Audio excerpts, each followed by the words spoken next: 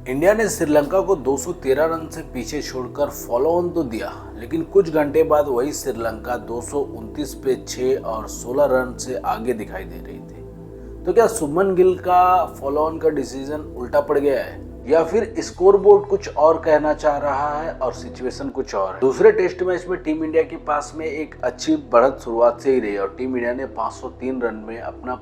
पहले पारी को डिक्लेयर कर दिया, लेकिन जब श्रीलंका बैटिंग के लिए आई तो 290 रन पर ऑल आउट होगी और यहीं पर शुभमन गिल के पास एक अच्छा मौका मिल गया था फॉलो ऑन देने का, क्योंकि फॉलो ऑन के लिए 200 से ज़्यादा रन चाहिए लीड और ऐसे में 213 रन टीम इंडिया के पास में ऑलरेडी थे। तो उन्होंने भी सोचा भाई फॉलो ऑन दे ही देते हैं, लेकिन यहीं पर थोड़ा एडवांटेज श्रीलंका की तरफ हो गई, क्योंकि कहानी एकदम से अचानक से पलट सी गई। मतलब जिस तरह से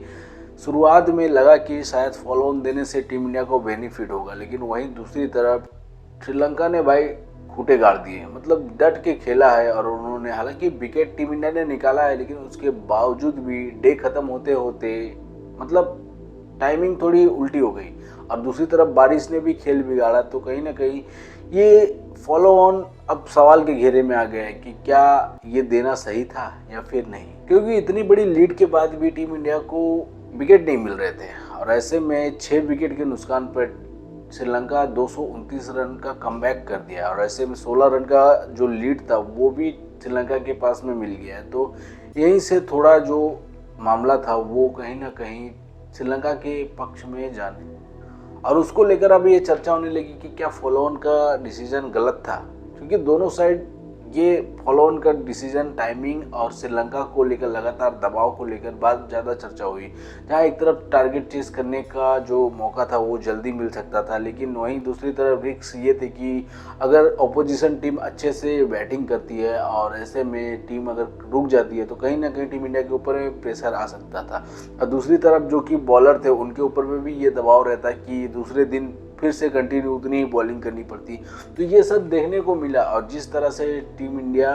के बॉलिंगों ने, हालांकि बॉलरों ने काम अपना लाजवाब तरीके से किया, लेकिन उसके बावजूद भी टीम इंडिया ने इतनी आसानी से विकेट नहीं दिया है और अभी भी 6 विकेट गिराकर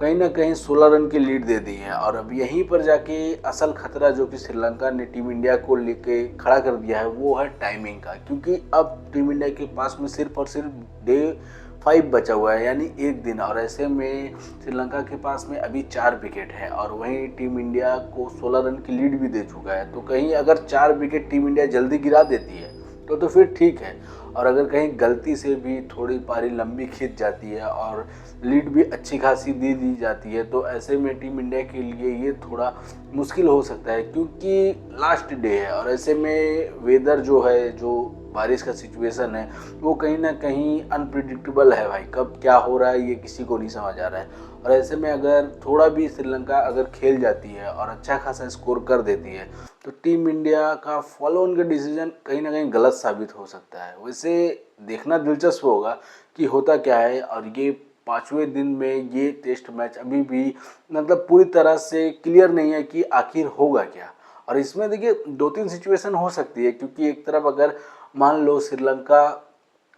सेकेंड सेशन तक या फिर टिके रहती है और थोड़ा रन करती है तो ऐसे में एक पोजीशन ये होगी कि भाई अगर ऑल आउट होने के बाद भी श्रीलंका टीम इंडिया को बैटिंग देती है तो अगर टाइम पूरा होते होते अगर वो रन नहीं बनते हैं तो ड्रॉ होने का चांसेस रहेगा। तो वहीं दूसरी तरफ ऐसा भी हो सकता है कि श्रीलंका के विकेट ही न गिरे। हालांकि ये तो थोड़ा इम्पॉसिबल लगता है, लेकिन सबसे ज़्यादा चांसेस अभी कहीं ना कहीं टीम इंडिया के पास भी मौका है, क्योंकि अभी तक के मैचों में हमने जिस तरह से देखा है तो ऐसा लगता नहीं है कि टीम इंडिया को और 4 विकेट निकालने में बहुत ज़्यादा मुश्किल होगी। बहुत ज़्यादा से ज़्यादा 10 या 20 ओवर में ये काम आराम से हो सकता है और ऐसे में टीम के पास में ये भी चांसेस रहेगा, अगर मान लीजिए 100, 150 या 200 रन का भी लीड मिल जाता है तो टीम अगर इसे थोड़े फास्ट वे में खेलेगी तो जीत कहीं ना कहीं दूर नहीं होगी और ऐसे में ये 2-0 की जीत टीम इंडिया के अपने पास होगी। लेकिन अब कुल मिलाकर पूरा फैसला जो है वो 5वें डे पे जाके अटक गया और ये डिसाइड